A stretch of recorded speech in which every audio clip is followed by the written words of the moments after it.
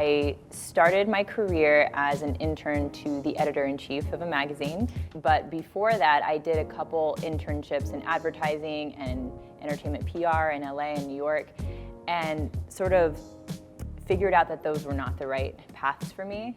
I think knowing what you don't want to do is just as important as knowing what you do want to do. Those experiences pushed me to sort of chase what I really, really wanted to do and chase my dreams. Started reading a lot just to try to figure out what I loved, what my passion was, you know? And one night I remember I was up really late flipping through magazines, and there was a story that really jumped out at me, and I loved the way it was written, so I thought to Google the name of the writer, and up came her bio. And reading this bio, it sounds so crazy, but I remember this moment like it was yesterday. I read her bio and this light bulb went off. I was like, this is what I want to do. She was an editor for 11 years. She had a syndicated column in newspapers all over the country. She was on TV. She'd written best-selling books. She figured out how to sort of create a brand that worked across all of these media platforms, and it was all-encompassing: style, substance, beauty, fashion, and etiquette. And it was really this moment where I realized, you know, there is a job title that makes sense for me. Because prior to that, I was like, nothing felt right exactly. But that was my moment, and I was like, this woman inspired me so much, and I wrote her a letter, followed up like a crazy person with her assistant, and eventually we had a really great informational phone call. And I asked her to keep me in mind if there was ever an opportunity to work with her in the future, thinking she'd completely forget about me. And then 4 or 5 months later, she called me back out of the blue. And at the time I was a receptionist at a random website in San Francisco and waitressing on the weekends, you know, in hopes of saving up enough money to move to New York to pursue my magazine editor dreams. And she called me and said, there's an opportunity in New York, meet me, let's see if this could work out. And the rest is history. I moved to New York to work for her. And it was really my big break and the opportunity of a lifetime to learn directly from someone at the top. I think it's really important to figure out what your real passion is. And that's a daunting task. If you weren't one of those people who, you know, were born knowing that you wanted to be a fashion designer and knowing you wanted to be a doctor, most of us fall somewhere in between where we're trying to figure it out. And I think it's important to evaluate who you are, what you're interested in, take an inventory of how you spend your time, what things give you life and make you feel excited. And someone told me this quote once: to do for a living that which you do for free. And that helped me sort of assess what I love, you know, helped me figure out what I really love doing. So yeah, and I feel lucky to have found a job that encompasses things that I love doing for free anyway, like talking to people, talking about style, trying out makeup, having these really interesting conversations with interesting women around the idea of, you know, beauty and fashion. So yeah, I think it starts with knowing what you really love to do. I find inspiration everywhere and all the time.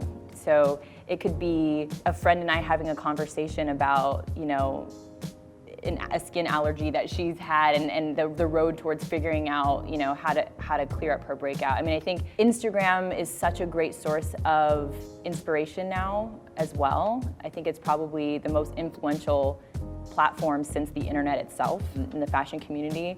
So, you know, keeping your eyes and your ears open at all times is so important when you're an editor. Like I said, it's about staying on top of, you know, staying connected to the pulse of what's going on around you.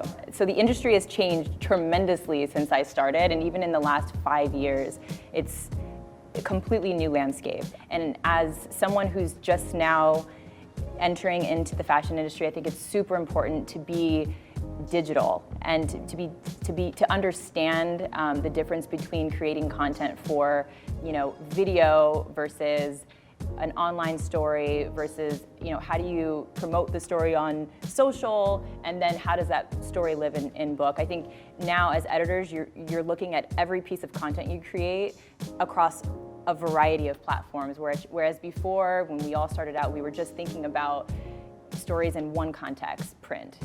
and it's exploded tremendously. So, as a young person, understanding digital, understanding social media, it just gives you a huge advantage when you're coming to the table, and it doesn't really matter how old you are, the best ideas always win. So I think it's more, having the confidence to speak up and to share your ideas, to pitch a great idea that you have, because these days some of the freshest ideas are coming from the youngest people in the room. And another way that the industry has changed a ton since I started was there's no interns anymore, which is so sad in one respect, but in another regard, it's giving younger kids, if they have what it takes to get their foot in the door, they can get bigger jobs fresh out of school, as a social media manager, a job that never existed before. Or even as an editor, I think the larger jobs in digital are going to younger kids, which is really exciting if you're a college student. Digital has changed the landscape of every aspect of the business, including the beauty in terms of the way we approach launches and the way a beauty company assesses their new face or their ambassador. Instagram has really revolutionized the way beauty companies connect with their consumer. So, Kendall Jenner becoming the face of Estee Lauder is a great example of that. I mean, they really wanted to capitalize on her audience. So social media stars are now, the new supermodels, they're the new celebrities. And I think beauty brands are getting more savvy about how to leverage their influence to really reach a new audience. So that's been really exciting to see.